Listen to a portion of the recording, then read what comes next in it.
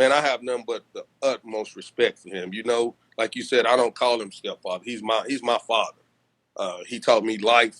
He taught me how to be a man. He taught me, you know, a man get up and work for what he want, all that kind of stuff. So that's my father. And for me to not be his blood and for him to, you know, just take care of me like he did, never make a difference, that means the world to me right there. I'd do anything in the world for that man. What up, everybody? It's your boy JK. Today is Thursday. So you already know what it is. It's Tackle Thursday.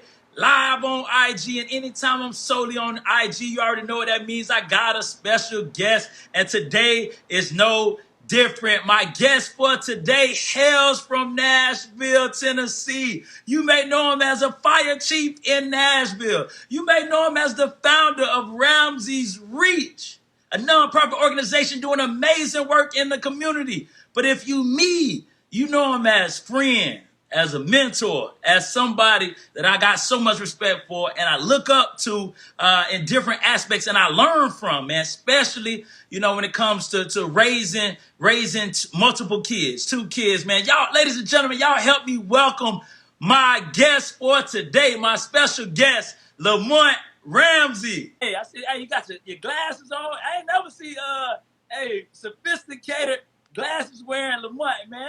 Man, you know I got to be able to see you. Hey, hey, man, you crazy though, man.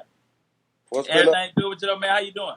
I'm good, man. I'm good. Yes. Hey, first of all, I just want to say thank you, man, for taking the time out of your busy schedule.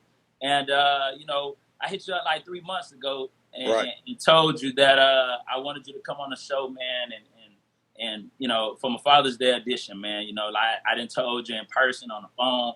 Got mad respect for you, and I want the people that follow, you know, the podcast and get on to be able to hear some of the gems that you got and be able to learn more about who you are, man, and what you do. So with that being said, I know I introduced you, but let the people know, man, that's listening or that will listen to this or watch this on replay, let them know, man, who you are and you know, where you're from, what you do, man. Lamont Ramsey, man. Born and raised Nashville. 2 sons, 7 grandkids, 5 girls and 2 boys, man. Yeah. Been on the Nashville Fire Department 27 years now. And I'm the founder of Ramseys Reach, like you said earlier. Ramseys Reach is a nonprofit that helps youth reach their life goals. So, you know, we're happy about that. Nah, definitely, man. Hey, you know, my ongoing joke with you, like, you Santa Claus, man. Like, hey, you got, hey, they come to you, hey, Claus Ramsey for real, man. But hey, that's all blessings, though. Yeah. Definitely, man. You doing one. I appreciate your service because it takes a special person. One B. I mean, you're a fire chief now, but I know you worked your way up and seen it through and went and was a firefighter out there in the fire. So I appreciate your service, man, for that. And salute you with what you're doing, man. I didn't see you firsthand.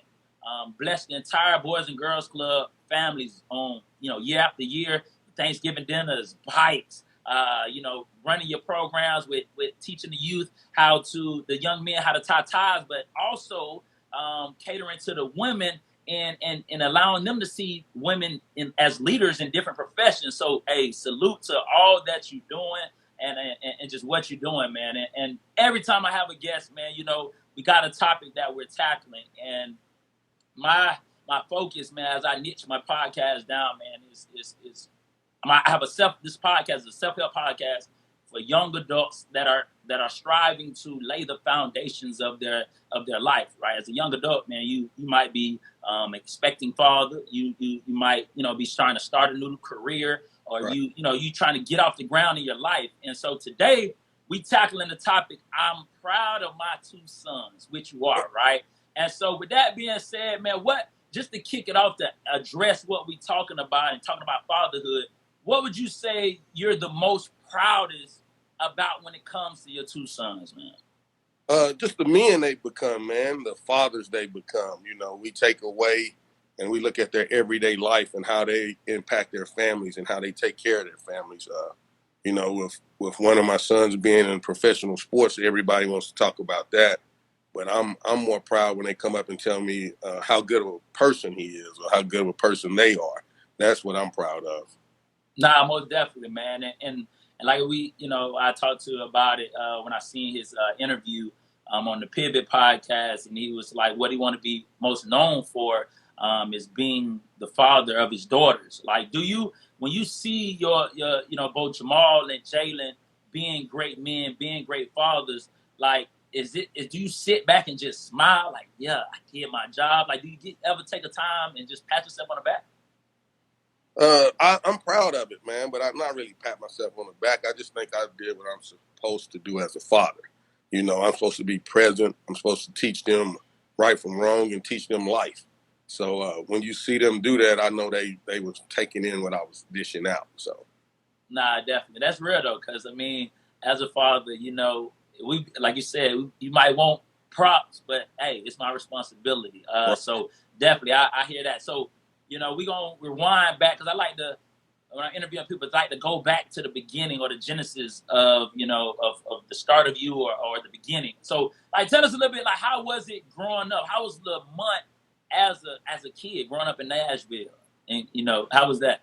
Man, well, everybody know me. I'm an inner city kid, man, but I was one of those inner city kids that had a mom and a dad in the house, and so I had structure, and I had somebody I had to answer to. And that's always huge when you have structure and someone you have to answer to. Doesn't mean I didn't get in any trouble or anything, but it meant that I knew how far to push the limit. Yeah. And I knew where I couldn't go. I better not cross that line. So that was huge. Nah, most definitely. Now, one thing that, cause our friendship kind of, like, it's crazy how it evolved, right? Cause I met you, I played with Jamal at MT, so I met you as a kid and adult, like a parent. So I'm just like saying, hey, what up? How you doing? Just Right. saying what's up to y'all. And then as I became a young adult and became an adult, I was looking to be trained, right? Personal trainer, and then I hit up Jamal. Then we started our own friendship. And from training, right, my goal was, hey, I'm trying to make it to the league. And it's crazy, like, what really came from it was the friendship that we have and the conversation that we had in your garage working Right. out. And I didn't know we had so much in common. Like, we both were raised by our stepfathers, but we don't refer to them as stepfathers. We Right. like, hey, that's my dad, right? Exactly. And so, how was it being raised by who we call our fathers, but we know by the world is stepfather? But how is it being raised by your father? Man, I have nothing but the utmost respect for him. Like you said, I don't call him stepfather. He's my father. He taught me life. He taught me how to be a man. He taught me, a man get up and work for what he want, all that kind of stuff. So that's my father. And for me to not be his blood, and for him to, just take care of me like he did, never make a difference, that means the world to me right there. I'd do anything in the world for that man. Man, it's crazy, because, like, you saying that is exactly how I feel, about my dad. You know what I'm saying? My stepfather, but my dad, because, like, I got more. I believe I got more respect for a man who chooses to take care of another man's kid or step in as a stepfather than I actually do, like, for myself as a father. Like, it's like, okay, these my kids. I'm supposed Right. to do this. But Exactly. for somebody to say, you know what, even though this is not my responsibility, it's another man's responsibility, I'm going to step in and I'm gonna love them like they my own, and they not even gonna feel the difference. You know what I mean? So I definitely, do you think that you got more respect when it comes to, like, stepfathers than, like, actually biological fathers, when you see a stepfather stepping up like an actual biological father? Man, I don't really say that I have more respect, but Yeah. I respect what they're doing. Yeah. Personally, man, I'm all about fathers, whether it's the stepfather or the regular father. Yeah. Because like me and you were talking earlier, we don't get a lot of credit sometimes. And it's a lot of us out there doing what we're supposed to be doing and doing the right thing, spending time, nurturing, all kind of things. But we don't get the credit sometimes that we deserve. So I don't say stepfather or father. I say Yeah. father.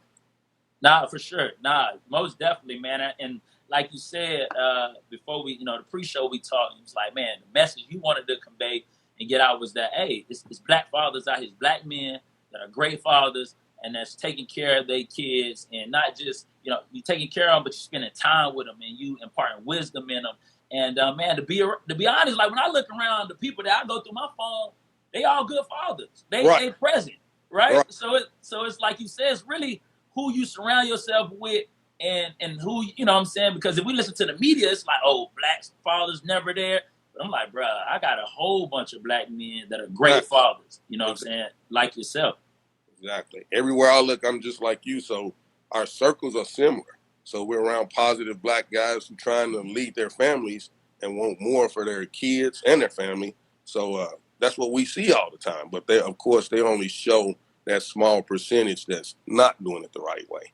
Nah, for sure, for sure. Now, why do you believe it's so important for just specifically black men to be, and just men in general as fathers? Why is it so important for a father to be present in their child's life? Before I say this, let me say this. Single moms do an excellent job. But at some point, my opinion is it take a man to raise a man. It take a woman to raise a woman. But the simple fact that a man's going to go through some things that his mom's never going to go through. And just like a woman's going to go through some things that her dad's never going to go through. So when you can get that guy in the household, and sometimes it don't even have to be the father, man. It just has to be a strong male figure. You know, sometimes it's an uncle or a cousin. It could even be a cousin, but you need that strong male role model, that positivity. You know, just like negative breeds negative, positive breeds positive. For sure, for sure. Nah, I totally I see that. You know what I mean? As a father, as a husband, and you know, me and my wife both raising our two kids, and I remember, like, you remember when I ain't had no kids. I was working out. I'm like, hey, I'm about to be a father, man. You know what I'm saying? What advice you got for me? You know, and you Man, gave me I great remember advice. to the baby shop and won all the games. Hey, hey, you did. Hey, but y'all was competing. You eat all y'all, Pat. All y'all was competing like that was the Super Bowl. Yeah, yeah. But I love it though, cause you got to compete wherever you go. You got to compete wherever you go.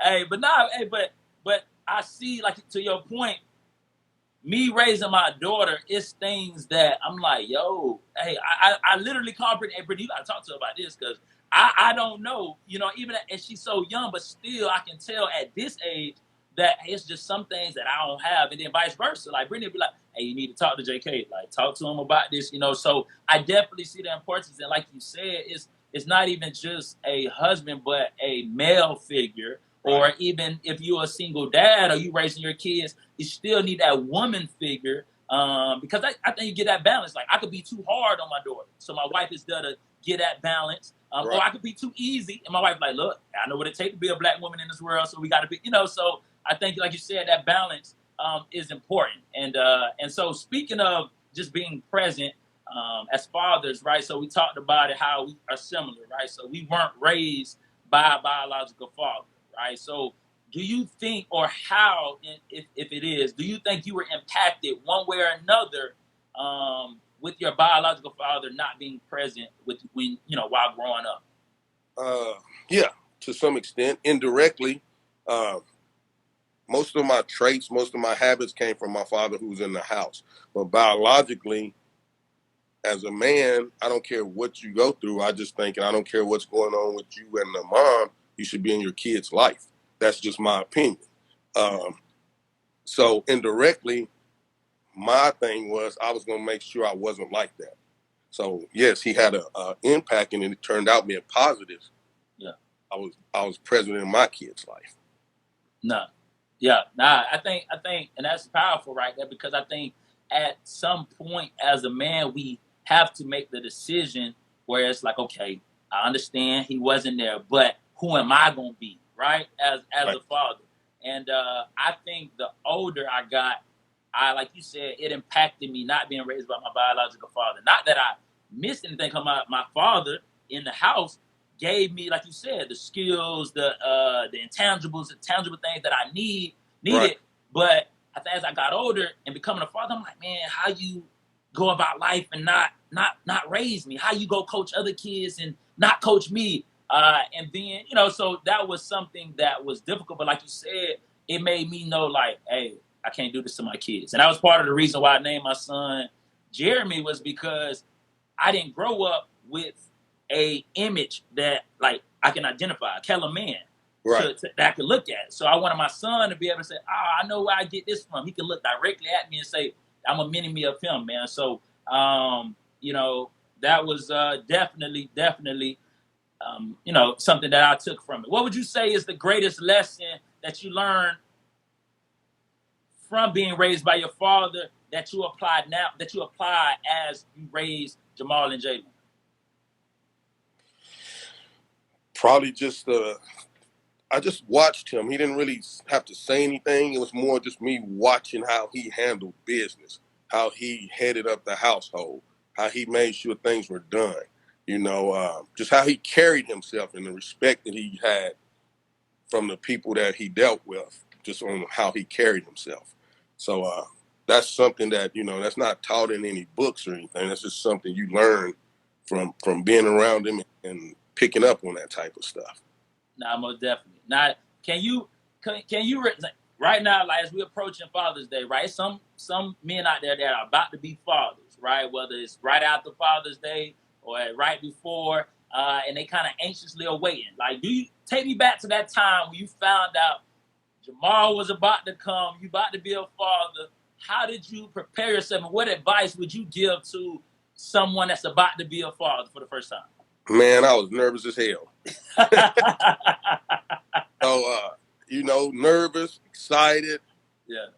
You're about to be responsible for someone else, you know, their well-being and taking care of them. And I was young. His mom was young, so we were trying to figure it all out. And everybody has some advice for you. You're trying to decipher what's right, what's wrong, what's going to work for you, what's not going to work for you. You know, we got those old black families, and they got all the remedies, all the cures, all this kind of stuff. So you just a lot of information you got to decipher. But it was exciting. What I would tell to somebody who's about to be a father or a parent in general is just to love them, to love them. There's really no right or wrong way, man. You just got to love them. Spend quality time with them. If you do that, they'll have your ways, and hopefully those ways are positive and lead them down the right path. Nah, definitely. So now, when you talk about love, because Jamal and Jalen, how many years apart were they? 3. 3. Oh, so close in age, right? I thought it was a little further, but okay, close in age. How did you try to distribute equally, you know what I'm saying, the love with 2 young boys, you know, raising them, and how did you go about distributing that love to each? Because both different, but the same, but you know what I mean? Like, how did you go about that? That wasn't too hard, man. Just being 3 years apart, they liked a lot of the same stuff. Had some of the same friends as they got older. Um, it wasn't really that hard to say, hey, I got to spend more time here, I got to spend more time there. The younger brother's always going to pretty much tag along anyway. So even if it wasn't his function, he was going to usually be there. Yeah. So he was going to make himself known that he was there and everything. And he's a little bit more outgoing when it comes to that kind of stuff. But like you said, you know him on a personal level. You know, like you said, when I met you, he was the little kid trying to get your gloves when you ran off the field and everything. So Yeah. just to see him evolve, but it was no pulling each way. They were usually both together, and they were very supportive of each other, and still to this day, you know, very supportive of each other. Nah, I can definitely agree with that, man. Because like I said, when so Jamal, when I first met or seen Jalen, like you said, he's little kid coming. Him and Brent stop still. They come into the games, coming to practices, and then to just see that support for Jamal, and to see them even as adults. Like I say, man, I see Jamal on social media supporting Lil Bro. See big Lil Bro supporting Big Bro. So the family that both you and the moms y'all created and cultivated, man, is definitely still there, and the support, you know what I'm saying, you definitely could see it. Now when so it's some people that will see this or watching it now, they got kids and they thinking about getting them involved with sports, right? Which Jamal and Jalen both were involved in sports. Like what went into your decision on getting them involved in sports, or was it something you just seen like, this is something they look like they want to do? and you kind of got him into it. Like, how did you go about choosing what sports you got him involved You know, both of them boys, athletic, running around, wild. You kind of see just being at home, playing around with them in the backyard, stuff like that. And you kind of start seeing what they like, what they kind of lean toward, what their friends are doing, and that's what they want. When they're young, that's what they want to do. They want to do what their friends are doing. So you in? kind of see that, and having a 3-year span, Jalen couldn't play a lot of sports right off, so he was just always a kid at the field doing whatever. Jamal was playing, but we never forced them into any particular sport. We kind of let them pick. Our only rule was once you start, you got to finish the season. You know, Amen to that. if Thank you. you don't want to come back next year, that's cool, but you're gonna finish the season, and we're gonna make a commitment to get you here every day and all that kind of stuff. And that's pretty much how we didn't push them. They played every sport, man. They were multi-sport athletes. And then sometimes it was hard because when I'm going to have a game here, when I'm going to have a game there, you got to split up. Then the next week you flip-flop, and all that kind of stuff. And being on the fire department, sometimes I couldn't be there. So it was really a challenge, just shift and stuff. So, but it was cool. We didn't force them into anything, though. And that's big, man, because I mean, I'm from Florida, man, and when I talk to some people that I know, like my best friend, he lived down there. He told me, like, and I grew up playing Little League, and just the pressure that's placed on 7, 8, 9-year-old kids. I'm like, nah, I'm not really trying to, do that. And like, even I know you be seeing videos like Brittany worse than me. Like, I thought I was bad when I was coaching. Hey, she be going into mama bear mode out there, man. But I'm like, hey, I'm gonna let the kids play. Like, so for parents out there whose kids are getting older, and I might have aspirations to play collegiately or professionally, what advice would you give to them? Like, do you ever apply pressure, or do you ever like start to kind of light the fire to be like, yo, like, you need to do this if you're trying to get to college or pro? Well, you got to make sure the kid wants it. You can't want it more than they want it, and that's one of the big things me and my boy said, y'all pretty good at this. Y'all got nice size. What do you want to do? Mm-hmm. But my aspect was always, I came at them as like, we're not going to be just known as athletes. We're going to use sports to get what we want. So whether that be a free education, whether that be opening some doors and networking, whatever that may be, sports was the ticket to that. Yeah. And but that's not who we are. That's not when we say, man, I just want to be known as a football player. I just want to be known as a basketball player. That's what we did. So if I was telling a parent, I'll say, make sure the kid wants to do it, and you're not doing it for you, because if he's not wanting to do it, it's going to be it's not going to be enjoyable. Nah, for sure.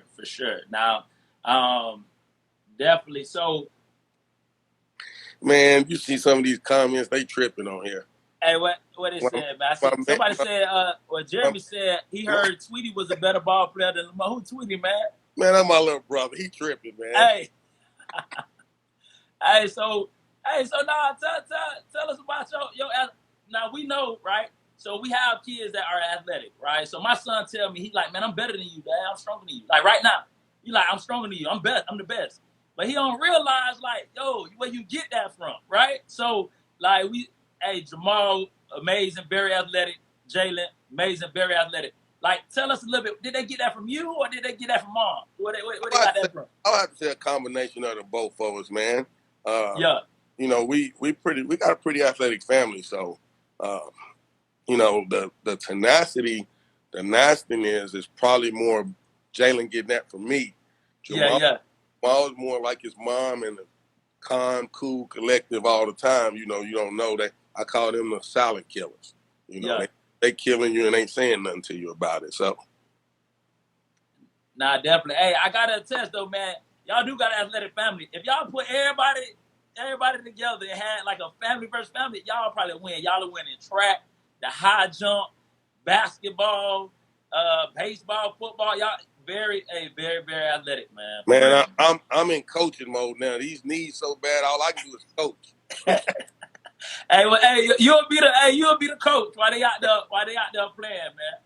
Hey, most definitely, man. So we talked about like how you know what I'm saying, your kids kind of, you know, like you say, athletic genes and take after you, right? So when I see Jamal, right? So you're a fire chief, right? Obviously, firefighter, fire chief, right? Promoted and doing the big things in Nashville. So when you see Jamal become come on and become a firefighter, when you see Jalen go and become a Super Bowl champion, like what does how does that make you feel to see them following your footsteps? And I even heard Jalen said before, I think like when he retires or if he wasn't in the NFL, that he would be a firefighter. Like, what does that mean to you, knowing that your kids are either following your footsteps or that's something that they would want to do one day? Oh, that make you proud, man, and it lets you know that you have a positive impact on your kids and stuff, and um, hopefully that the profession you in is honorable also. You know, that they look at it from that point of view that, hey, well, I'm in a profession that I get to help people every day in some way, you know, and hopefully that's something that they'll keep doing. Nah, most definitely, man. For sure, man. What? So I know you. You talked about. You've been on the fire, doing that as a fire chief, and just been working. Like, what are your aspirations or plans? You bless the community and your nonprofit, man, and just being a great male figure to a lot of young men and women in the community. Like, what's next for you? Or what you planning on continuing to do? To impact and pour into young people life and people life in general? Uh, After my firefighting career is over, man, I'm hoping to just run the nonprofit full time. For all the things we're doing right now, running it on a part time basis, we want to hopefully triple that, you know, and just be able to touch more young people, open up more doors. You know, our motto is access equals opportunities. So if we can give more young people access to different stuff, that's going to give them more opportunities to reach their goals and stuff. And that's what I want to do every day. Nah, definitely, man. And you said two quotes in this interview, man. So you said access leads to opportunity, but you also said, and I used this in one of my speaking engagements.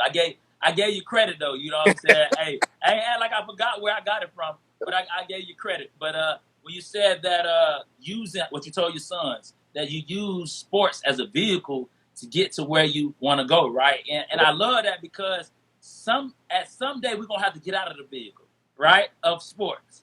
But that vehicle can take us to a point where another vehicle is already set up. You know Right, what I mean? So right. I love that because it's so true, man. And I don't think many young athletes realize that because it's like ball, sports. And it's like, okay, you're gonna do this for a certain time, maximize it, but get out of that vehicle and then go use that vehicle somewhere else, man. So go ahead. I like this, you know, when we have the kids and everything, and the sports is what draw them into our group and everything. But Yeah. we bring in speakers and people to kind of enrich their lives and everything. And you've spoken to our group several times. But one of the things is just to open their eyes to other avenues in sports. So we brought out guys who are in marketing. We brought out guys who are agents. We brought out guys who, you know, just different aspects of the sports world where these guys know that if I make the right connections right now, this could lead to that later on. And I can stay in the sports industry, but Yeah. just another job in that industry. Nah, most definitely, most definitely. I know when I was a kid, I knew I was more than sports, right? That what I'm saying, football is just what I did. My parents, instilled that. But it wasn't until like I got older and then when I wasn't drafted, I had some time to think about it. Then, I was cut, had some more time. Then when I started playing, I was thinking while I was playing, like, yo, I could leverage this. Oh, I could leverage this in doing TV. I could do this, right? Still in the sports world, but not playing, man. And just to harp on, the fatherhood piece, like, do you ever think as you get older, do you ever stop parenting? Like right now, like your sons, they their own men, they fathers, they got their own kids, their own families. How does the fathering role evolve when your kids become adults and leaders of their own household? Hopefully, I mean, you never stop parenting, but hopefully you don't have to be in their ear all the time because they've already have the foundation set. But that's one of the things my dad always said. He said, never stop saying it, because you never know what they're going to pick up on. So, you know, you have to keep saying it, because it might be that one thing that they pick up on. But my boys, we have a good relationship, so they'll call me up if they got something that they, you know, want my advice on, or something that we just throw around different ideas on. Where they're comfortable enough with me, whether we agree or not. And a lot of times we agree to disagree. Yeah. You know, 'cause it's just different mindsets and stuff. So, but who's to say later on they might not flip to it and say, okay, now I see what he's saying. And sometimes I say, okay, I understand where he's coming from, because that's how it is now. So as long as we can talk, that's the good thing, and we're talking about it. No, definitely. And I definitely want to kind of, what advice would you give someone that is trying to overcome maybe the absence of not having a father, whether it's, you know, a biological stepfather, just a man in their life to help guide them. They're trying to overcome that and to be the best father that they could be in their child's life, even though they never seen that. What advice would you give someone in you know, experiencing that? First off, don't use it as a crutch. You know what I mean? Just because they weren't there don't mean you can't find somebody who can lead you there. Just think of what we do, teaching guys how to tie a tie, teaching guys how to present themselves for an interview. There are role models, there are groups out there, there are mentors that they can hook up with, whether it be in a nonprofit or the church or wherever. There's going to be some positive guys. So don't use that as an excuse why you can't succeed. Um, that's what I would tell them. Just use it as something that, as a catalyst to help you go forward. Don't use it as something to hold you back. Nah, for sure, man. I think, man, that's right. Because when I look around, I'm like, man, we all could use our pain or what we went through. Like, be like, man, woe is me. I went through this. But at some point, even though it's more difficult in certain situations, but at some point, like you said, we gotta stand up and say, okay, I can't let this hold me back no more, right? Because it's unfair to your kids. Like, for me to tell my kids, hey, I can't be here for you because my biological father wasn't here for me. They don't care about that. They like, well, Right. you here, like, hey, what you gonna do for me, right? Right. So, man, nah, I think that's definitely, you know what I'm saying, powerful in that, man. And you know what I'm saying, I definitely, like I said, I want to respect your time too, man, and not hold you up, man, and let you get out in time to watch the finals. But any guests that come on, I do allow them to ask me a question, man. It could be about what we talking about, or just, you know what I'm saying, anything in general, man. So, man, the floor is yours to ask me a question, and then I'll let you close it out. I'm gonna ask you something that you're gonna just laugh at. Look, What's up? when y'all gonna stop dressing alike, man? Hey, we ain't gonna never stop. Hey, to be honest with you, man, we probably ain't gonna ever stop dressing alike, man. Hey, because and people think that it just started when we had the kids, but we was doing this in college. Nah, Hey, dude, though, I hey, like it. hey, nah, I appreciate. Hey, well, you know, I didn't caught you out there dressing like twins too, now. Hey, hey, I didn't have to shoot you the text like, you talk about me, look at you. Yeah, Hey, yeah, but but I ain't had the rabbit ears on though. hey, nah, yeah, hey, you have it. Hey, yo, Look, Brittany had look, me go through. hey, look what your wife put on there. Hey, what she wrote on? Yeah, I gotta go all the way down. What she said, man? never. Hey, hey, she already planned it. She had me trying her outfit. It was like, man, it was like 11:30. I'm about to get ready to go to work. I'm tired. I'm like, she's like, hey, try this on real quick. I'm like, bruh, I can't do this tomorrow. Now I need to know if I need to send it back. I'm like, man, come on, man. Hey, but hey, like I say, man, it's a thing that now the kids they engulfed in it, man. But it is something fun. You know, it ain't for everybody, because I know some people be like, why he don't dress? You know, they with other people, but you know, I do it, man, because it's fun. Yeah. It make my wife happy, right? And it just make everything better, man. And y'all making some memories with the kids, man. That's what it's about. Hey, nah, for sure, man. We got a lot of pictures that we can look back on, man. You know, what we wearing now probably gonna be out of style by the time they get older, so they probably gonna be looking at us like, what y'all had us wearing? But Right, right. hey, it's all good though, man. But hey, definitely, man, I do want to just allow you to, had the opportunity to just kind of close out, if you want to tell them, tell people like where they can follow you or support Ramseys Reach, and just like if you got a message, man, for the young men, fathers in general, but even like for the young adult men out there that are in the process or aspiring to be fathers one day, man, just something that can encourage them.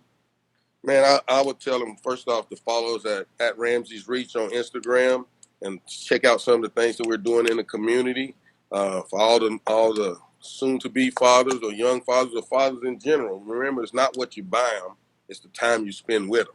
So that's what I always tell them: it's not what you buy them; it's the time you spend with them. Because at some point, the shoes gonna be out of style, or they're gonna be too little, and all this. The fashion gonna change, but they always gonna remember what you do with them. They're going to come back and say, hey, you remember that time we did this?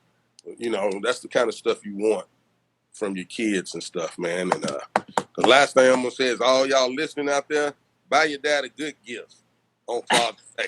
Don't get it. Don't make him grill on Father's Day. Hey, I'm going to tell you this, right? On Father's Day, why Brittany got brand new shoes on a Father's Day? We went to the mall on Father's Day. She looked at me like, can I get this? Bro, it's my day. Right. She got new, we barely, you know what I'm saying? They don't be treating us right, man. They don't be treating us right, man. Man, don't get us no coffee mugs. We don't drink that much coffee. Don't get us no coffee mug. Hey, they gonna get you that good old coffee mug with a tie. Hey. With a knit tie. Hey, young man, hey, tell them we want that thought, just like the thought we gotta put in. We want that thought too, man. It's all good, man. Yeah, it's all good. It's all good. So. Hey, we don't take it personal, but hey, once again, man, hey, I appreciate your time. Hey, I had to come to you for the the Father's Day edition, man. Just from the perspective of what I'm saying, I learned a lot from you. I'm learning a lot. Just parenting, being a father, raising two kids in sports. Just how to balance that, man, and just and being a father, like how to be a father. Also, I'm saying, I'm learning. I'm seeing how you maneuvering as a father of adult kids, right? So, and I salute you, man, on all you're doing, man. I really appreciate you for coming on, though, man. I appreciate it. Thanks for having me on, man. Hey, no problem. Anytime. And hey, I appreciate y'all for hopping on. Hey, y'all continue to wake up, striving to win on purpose, be intentional about winning. Everybody have a blessed day, man, and happy early Father's Day to all the fathers out there, man. Peace. All right, now. I'm going to let you out. All right.